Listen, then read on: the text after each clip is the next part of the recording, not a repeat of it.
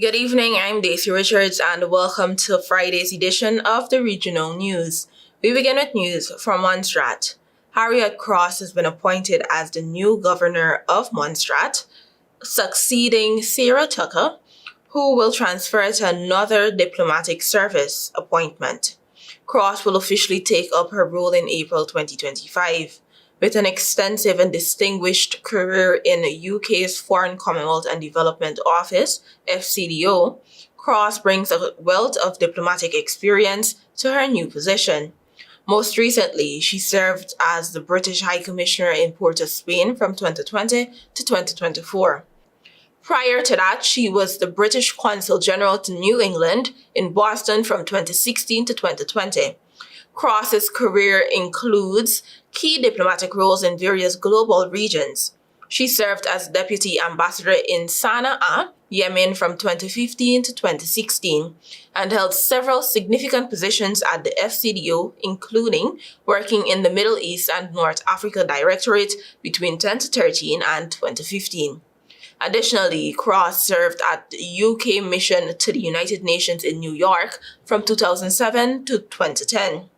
Her experience extends to secondments in law enforcement with the National Crime Squad and contributions to human rights and democracy efforts. Cross began her career in 1997 with the FCDO and has held various posts in Rabat and Brussels, working on political and European-related matters.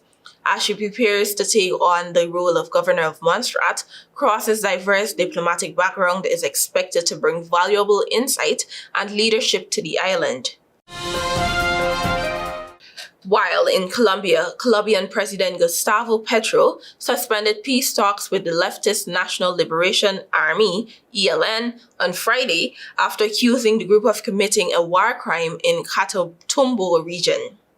Quote, "The dialogue process with this group is suspended. The ELN has no will for peace," unquote, Petro said on X. On Thursday, ELN fighters killed at least 5 demobilized members of the former FARC rebels who were part of a 2016 peace agreement. The group also launched attacks against members of the Estado Mayor Central EMC, a FARC dissident faction, engaged in separate peace talks with the government.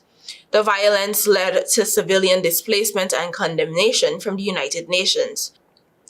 Peace talks between the LNN and the government, which restarted in 2022, have been marred by setbacks. In September, the government suspended negotiations the day after an ELN explosives attack killed 2 soldiers and wounded 29 near the Venezuelan border.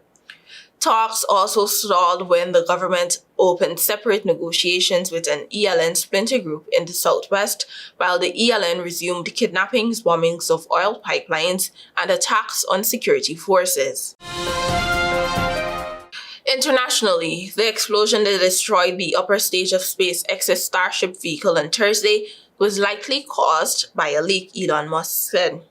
Starship launched Thursday afternoon from SpaceX's Starbase satellite in South Texas, kicking off the 7th flight test of the 403-foot-tall mega rocket. Things went well initially. The vehicle's 2 stages, the Super Heavy booster and ship upper stage spacecraft, separated on time, and the Super Heavy returned to Starbase as planned, where it was caught by the launch tower's chopstick arms. The ship ran into problems shortly after its partner's big moment. However, the 171-foot-tall spacecraft broke apart over the Atlantic Ocean roughly 8.5 minutes after liftoff, creating a sky show seen by observers in the Turks and Caicos Islands and other nearby locales. Though it's still early in the anomaly investigation, SpaceX has already identified a likely cause, according to Musk, the company's founder and CEO.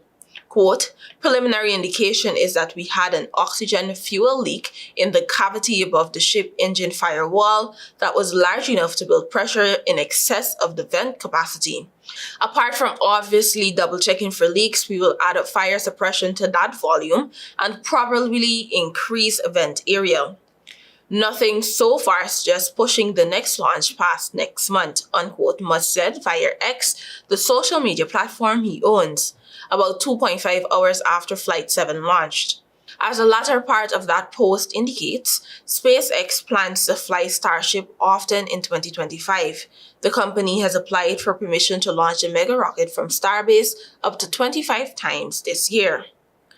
Thank you for watching. Do have a great weekend. Until next time.